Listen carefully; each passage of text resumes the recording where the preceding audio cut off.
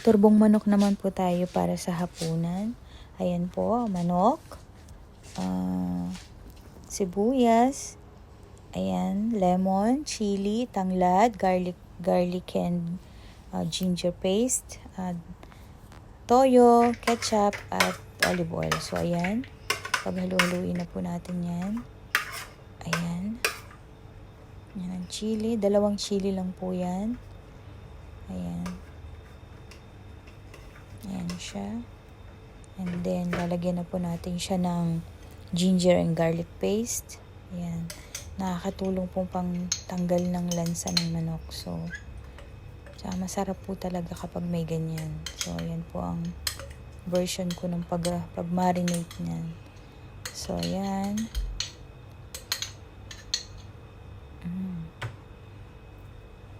Ayan. Tapos, lalagyan po natin siya ng lemon.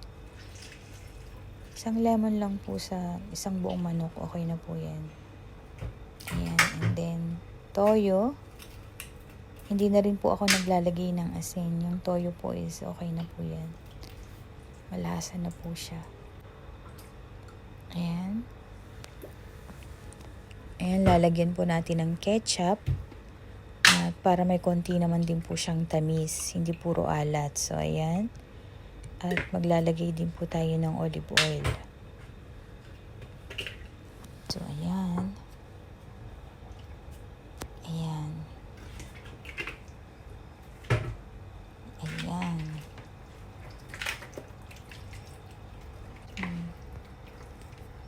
Ayan. Himasi-masi niyo po ng ganyan hanggang sa manuot po yung mga ingredients na nilagay natin.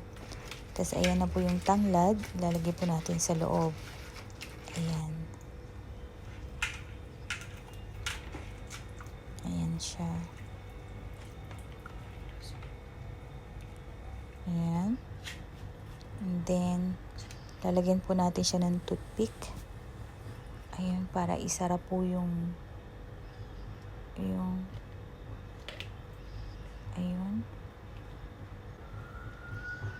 Ayan, para hindi po lumabas yung mga inilagay nating sangkap sa loob. Ayan na siya. Ayan. Ayan po. Tapos ilalagay na po natin siya sa isang plastic. At hayaan po nating nakababad siya doon. Ng mga 1 oras po. Ayan.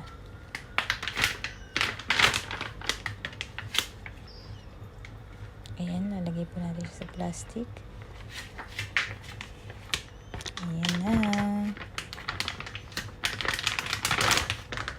Ayan.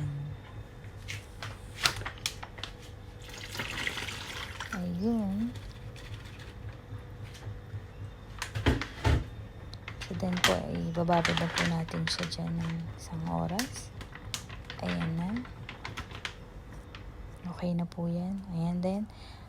Ayan po, naka 1 oras na. Ayan. Aalisin lang po natin yung sibuyas. Ayan. Ayan.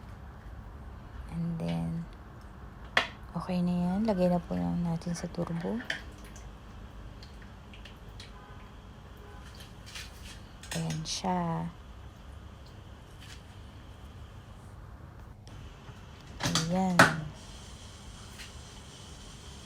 Ayan. Ayan, nalagay ko lang po siya sa 30 minutes. Ayan. So, ayan, okay na po yan.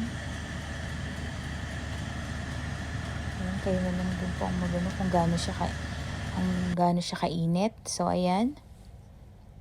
Pero hindi pa rin po yan yung kulay na hinahanap natin. So, ilang minuto pa po tayo maghihintay. And then, ayan. Ayan na po yung kulay na hinahanap natin. And then, ayan. Binaligtad ko na po. Para yung kabilang part naman po ang iluluto natin. So, ayan. Nalagyan din po. Pupunasan po natin nung pinagbabaran kanina. So, ayan. Okay na. So, another 30 minutes po ulit. Ayun. So, okay na po yan. Ayan. Ayan. Ayan. Ayan na siya. Okay na po yung ganyang kulay. So, ayan. Pakabango po. Sobrang nakakagutom na. So, ayan na po.